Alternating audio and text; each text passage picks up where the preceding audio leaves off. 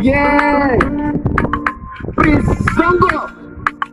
Bana sada, bana bakin ciki, bana yashi.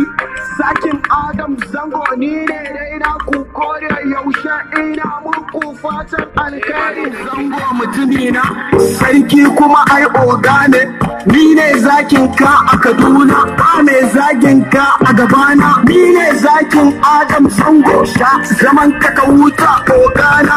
Baban Haidar, wani rawa ne Adam Zango, wani rawa ne fannin aktin masaya ba za su iya ba ta Allah ta riga ta yi ba ta su ba. Ga kuɗi ga babban moto, ka riga ka yi gaba ɗaya Zango, ka riga ka yi gaba ɗaya Zango, ka riga ka yi gaba.